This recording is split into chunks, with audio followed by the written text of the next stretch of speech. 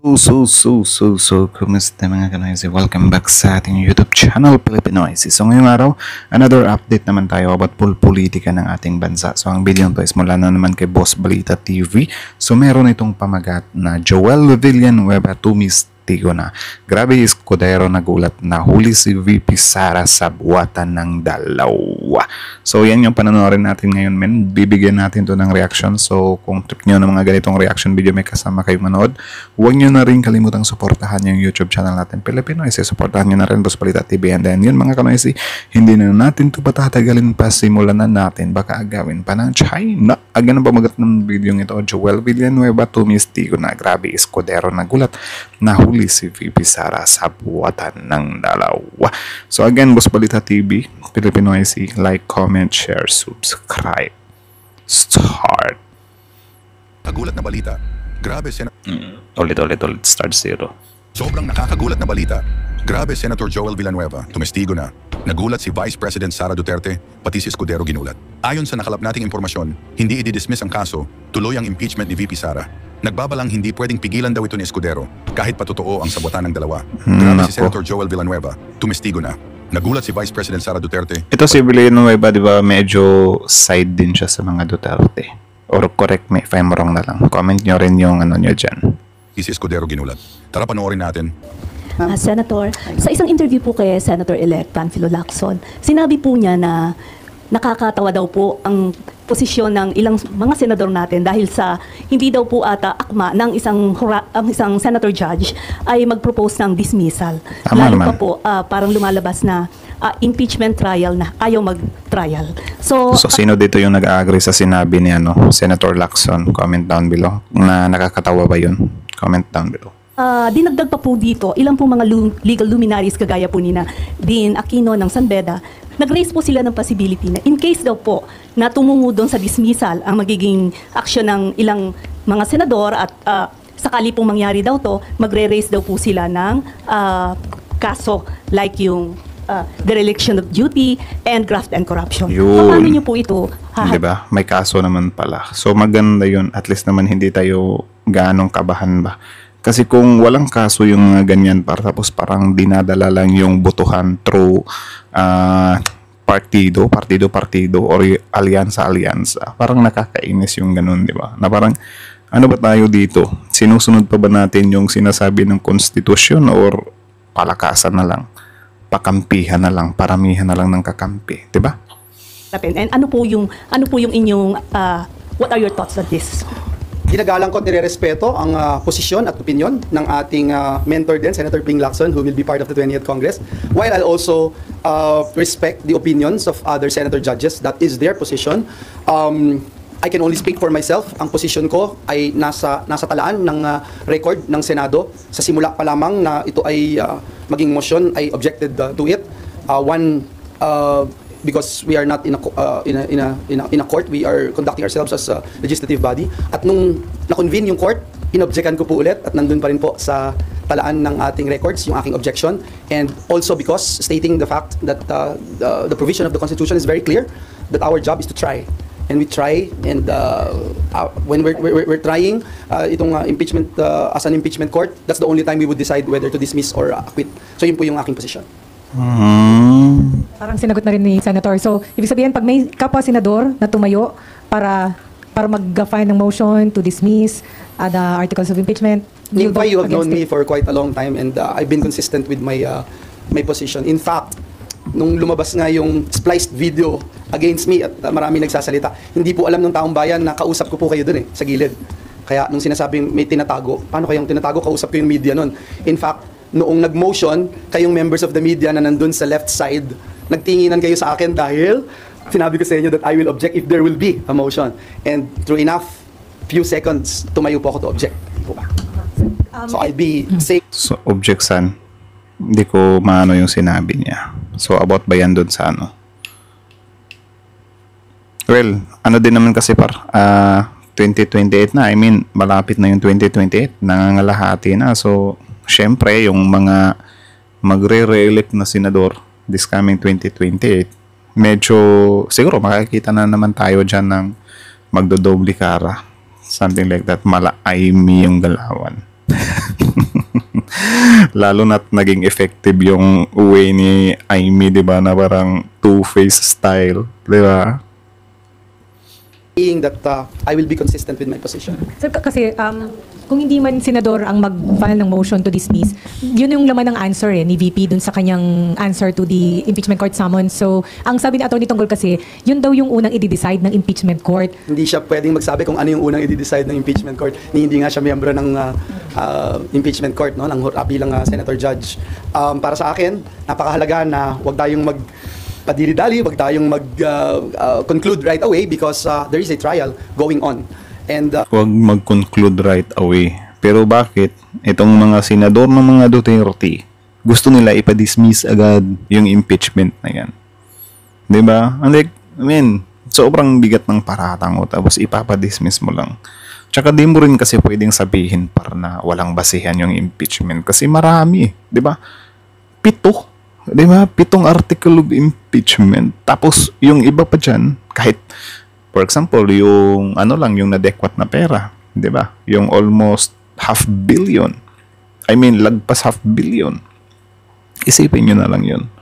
Sobrang bigat nun. Di yun mapipigilan talaga par kung may mga solid lang na ebidensya. Di yun mapipigilan.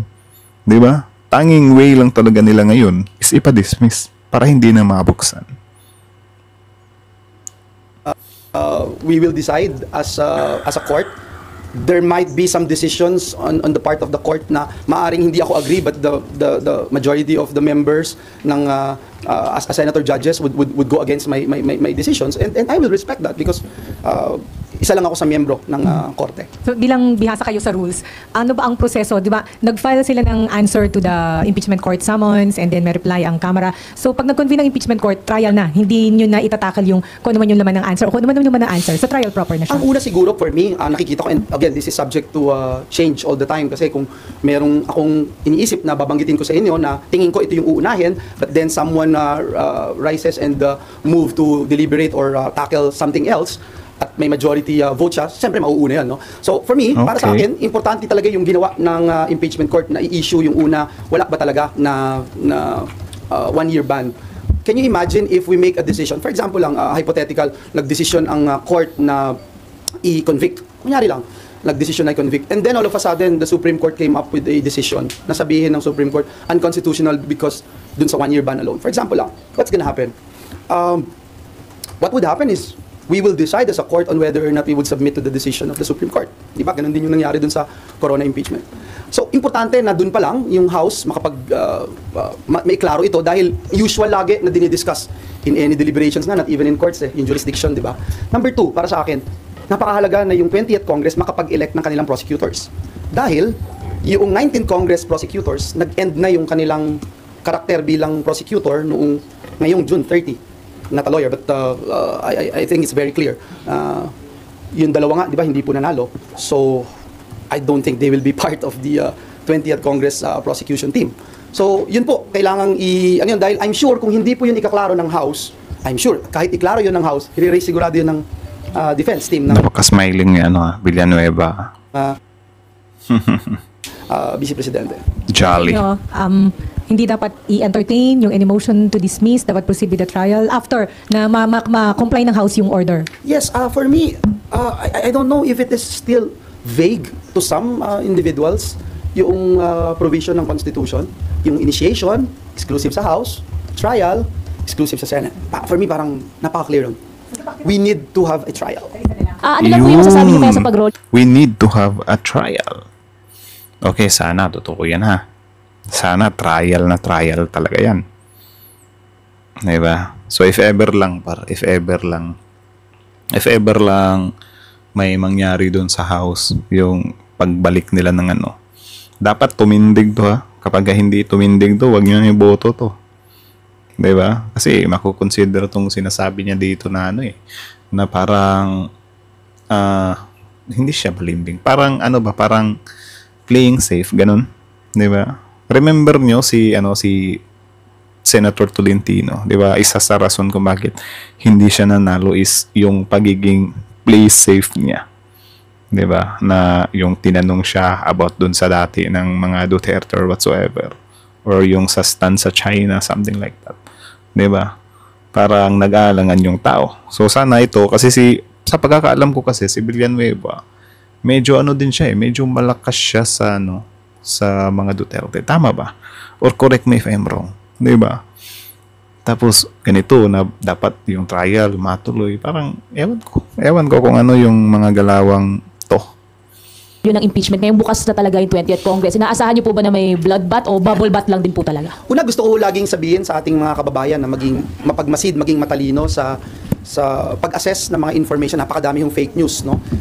Kahit na napakaklaro ng order na hindi dinidismiss, pilit pa rin sinasabing dinidismiss. Napakaklaro ng order na Hindi nga siya dinidismiss. Malinaw naman. Diba? Siyempre, baka tayo yung pinapatamaan dito Malinaw naman na hindi dinidismiss yung impeachment ni VP Sara. Pero yung pagbalik kasi di ba? Yung ibinalik dun sa House.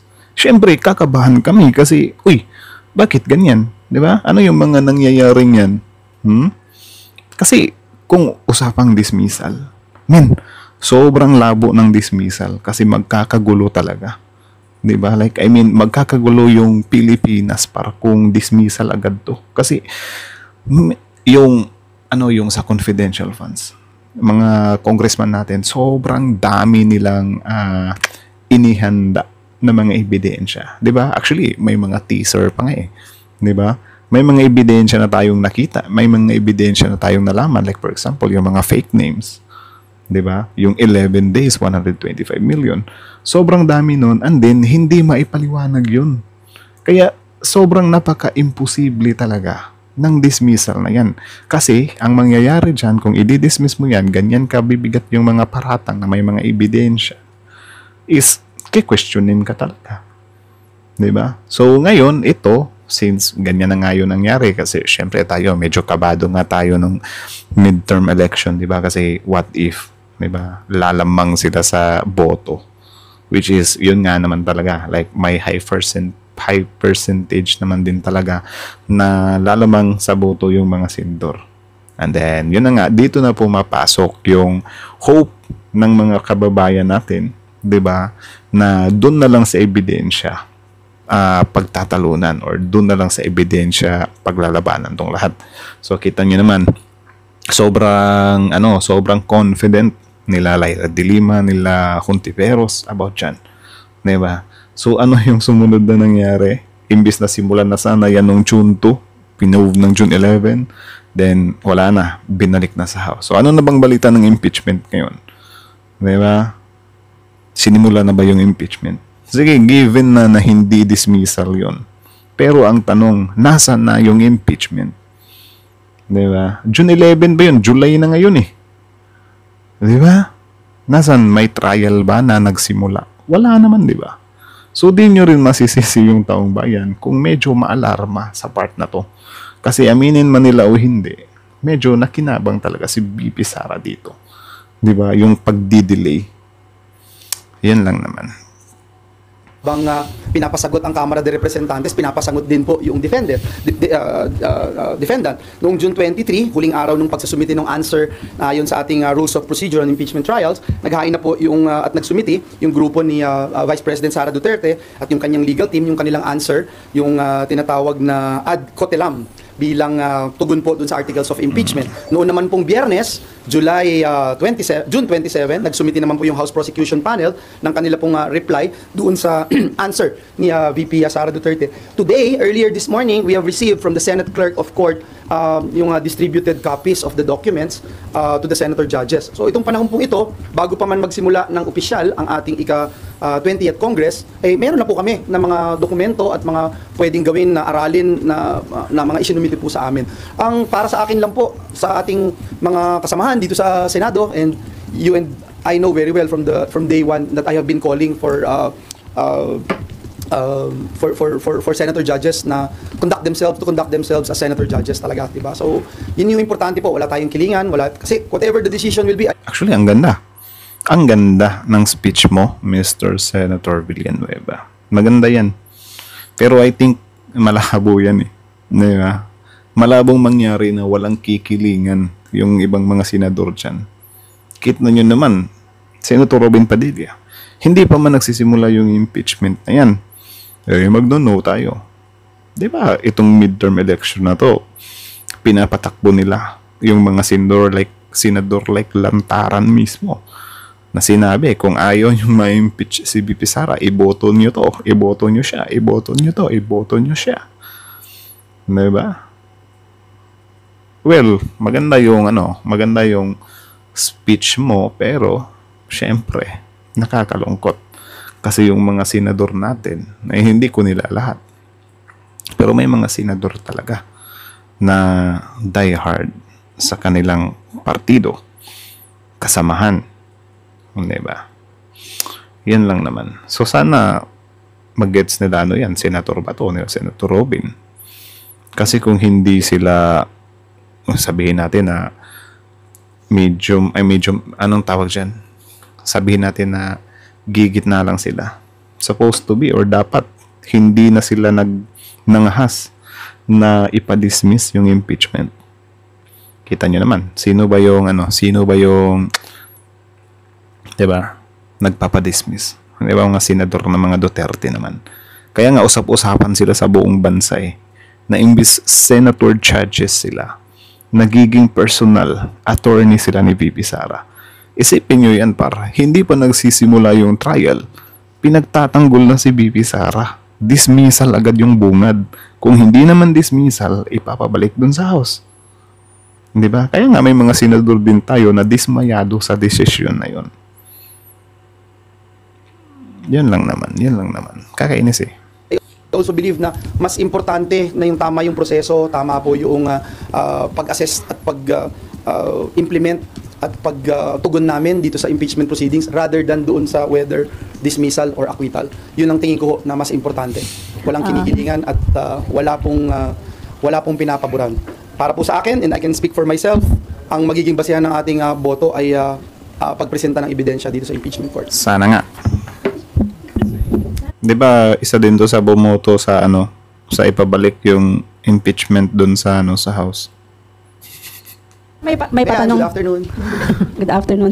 Sir, may patanong si Los Baños. Sabi niya, sino po yung susuportahan yung Senate President sa pagbubukas ng Senate Congress? Kung ngayon nga po ang botohan, alam na natin na I think your information is as good as mine na si Senate President Chis Escudero will be retained as our Senate President. Okay na. Hindi kita maintindihan pare. So hanggang dito na lang muna patuloy muna natin dito kasi syempre medyo mababa tong video to. Original video link in the description box below. Panoorin nyo na lang ng buo. So putulin muna natin dito. So kita nyo naman hanggang doon lang tayo sa sinabi ni Mr. Joel or Senator Joel Villanueva na si Chis pa rin yung Senate President niya. So sino ba yung nire-represent ni Chis? Or ano ba yung kutob nyo? Diba? Na pinapanigan ni Senator Chis Escudero. Pro Duterte ba siya or anti ba siya or nasa gitna ba siya? Comment nyo na lang yan sa baba. So, yun nga. Sobrang ganda ng sinabi niya ni Senator Joel Villanueva na kung siya lang talaga yung masusunod or kung siya yung tatanungin, ebidensya based. Diba? So, sana isa din siya sa sumama siya sa kina Senator Risa Hontiveros na bumoto na hindi ibalik sa House yung yung article of impeachment, di ba? Para gusto mo pala ng ebidensya base kahit doon na lang, di ba? Hirap tingin-tindihin doon ang gulo-gulo. So kayo, satisfied ba kayo doon sa sa mga pinagsasabihin ni Senator Joel Villanueva about yan? Actually maganda yung hangarin niya talaga, like legit yun. Kasi yun naman din talaga yung pinakagusto natin na yung article of impeachment na yan dapat tingnan yan by evidence, diba? And then sana yung mga senador natin walang kinikilingan, walang kulay-kulay kahit na malabo naman, diba? Kahit na malabo naman na walang kulay-kulay kasi kita nyo naman kung gaano or paano ipagtanggol ng mga senador sa Duterte Black sila VP Sara, diba? Mas himala naman siguro kung for example si Amy i-impeach niya si VP Sara. Ito lang yung sinasabi ko sa inyo para bibilib lang ako sa mga senador na to, yung mga senador sa Duterte Block. Kung sakaling masimulan yung impeachment, tapos nakita na nila yung ebidensya, and then si BP Sara mismo hindi may paliwanag yung ebidensyang yon, hindi mapawalang bisa yung ebidensyang yon, tapos yung senador na yan magno-no pa rin kay BP Sara na hindi pa rin ipapa-impeach. Diba? Grabe na nun. Sobrang diehard na nun. Pero kung diehard siya kay BP Sara, tapos nung makita niya yung ebidensya, nag-agree siya na impeach si BP Sara. Sobrang saludo ako sa senador na ganun. Diba? Like, siguro patatawarin ko siya. Diba? Sa buong kasaysayan, baka nga iboto ko pa siya ulit kasi, ito yung gusto ko. Kahit na senador siya na meron siyang kulay or senador siya na meron siyang sinusuportahan, kalyado, nung makita niya yung ebidensya, boom! Diba? Hindi niya pinakinggan yung dun, sasaludo tayo. Diba? Pero kung, for example, sobrang lino ng ebidensya, hindi tapos si BP Sara is impeachable talaga, or, mas majority i-impeach si BP Sara, pero itong mga diehard na mga senador ng Duterte, mag-no pa rin, anak ng tokwa na lang talaga. Sila talaga yung perfect sign, di ba? Perfect sign talaga sila na diehard sila. Sila yung mga senador na hindi para sa, taong bayan, kundi para kay taong Sara. Diba? Yan lang naman. So, kayo, ano masasabi nyo dito? Comment down below. Tapos yung pag-usapan natin yan sa comment section. So again, ang video to is mula kay Boss Balita TV. Supportahan nyo yan. Original video link in the description box below. Tapos syempre, Filipino IC. Don't forget to like, comment, share, subscribe. Comment nyo na rin yung opinion nyo about dito kay Senator Joel Villanueva. So Filipino IC is out. Like, comment, share, subscribe.